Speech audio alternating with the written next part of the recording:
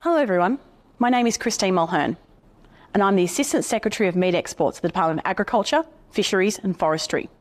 I'm excited to be talking to you. More importantly, I hope to see many of you in person, out and about at Beef Australia 2024. So if you do see me around, please come and say hello and let's talk about our wonderful beef exports. A special request to our many valued trading partners, Australia has amazing beef that comes from a safe and wholesome system. So please to talk to me or any of the DAF staff if you have any questions. Well, Christine, thanks for being here today. Audit and assurance is something that you want to talk about. It sounds pretty dull. Are you sure? Audit and assurance is a fascinating topic, I promise you. Before we get there, I want to set the scene. Data from ABARES shows that nominal beef, veal and live cattle export values are forecast to increase to $12.2 billion in 23-24, up 4% from $11.8 billion in 22-23. The nominal export value of beef, veal and live cattle is forecast to further rise in 24-25 to $13 billion, up by 6%, reflecting higher export prices and volumes. Why is ABARES forecasting this increase? Well, world beef demand is expected to grow at a faster rate than world supply in 24-25, leading to higher world beef prices. World beef demand is expected to rise in 24-25 as rising demand from the United States more than offsets weak demand from China and other Asian countries. And quality Australian beef is well positioned to meet this demand. So export beef is a highly valued commodity and one that is forecast to grow. Why is Australian beef so highly valued? Well, it's delicious. But Australian beef has a global reputation as a supplier of clean, safe and natural products, underpinned by its disease-free status and advanced food safety and integrity systems. Being able to demonstrate this each and every single day is a critical part of the Australian system and protects our highly valued trade. So I get that Australian beef is prized across the world and it's growing, but knowing all that, you still want to talk about audit and assurance? Absolutely I do, because audit and assurance is a partnership between all of us involved in beef exports, and it's key to demonstrating the Australian system. So let's get technical. Under the Export Control, Meat and Meat Products Rules 2021, export abattoirs are bound to comply with two things. The first is the export abattoirs approved arrangements, including animal welfare, standard general operating procedures. The second is the Australian standard for the hygienic production and transportation of meat and meat products.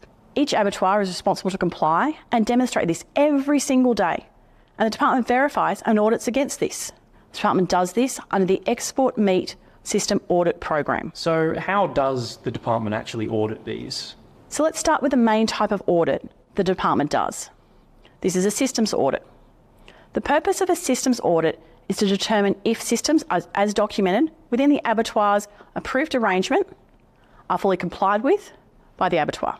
Systems audits are scheduled every 6 months. After 3 successive acceptable audit outcomes, an abattoir may apply for an annual audit. In addition to audit outcome, there are 5 other criteria that must be met to qualify for an annual regime. Systems audit takes approximately 4 full production days. These audits are absolutely comprehensive and provide assurance that the abattoir is meeting their requirements and that safe and wholesome food is being produced. So what does the department actually check at an audit? Documentation, product standards and process compliance are assessed and verified during the audit. This will be achieved by conducting a desk audit of each element of the approved arrangement, followed by a product process evaluation within the various areas of the establishment. Product and process evaluation will include check the checker of establishment employees at operations where the product hygiene index, the PHI, key performance indicators and hazard analysis, critical control points, so the HACCP critical control points are monitored. Assessment of the establishment's operational performance will be conducted by a physical review of operational procedures at each establishment. At the completion of the audit team will develop audit findings based on the audit evidence. They will then rate each activity and raise the initial audit report in the department's audit systems. Ratings for each activity will on a scale from 0 to 10. The overall rating will be based on a summation of the ratings allocated to each activity included in the scope of the audit, multiplied by a weighting factor based on an assessment of significance of the activity in terms of food safety, animal welfare, market access, product integrity or other legislative requirements. An overall rating of greater than 80% is acceptable. 70 to 80% is marginal, and less than 70% is unacceptable. So what happens if concerns are found by the auditor? The first thing to understand is the department operates on the principles of audit management that are recognised across the world. And these principles are about inspiring confidence in the department's audits.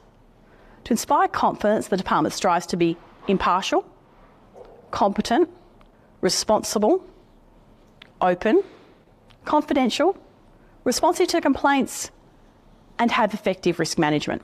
Well, I think that's all the time we have for today, but thank you very much, Christine. It was a pleasure to have you on. Thank you. Well, let's check in with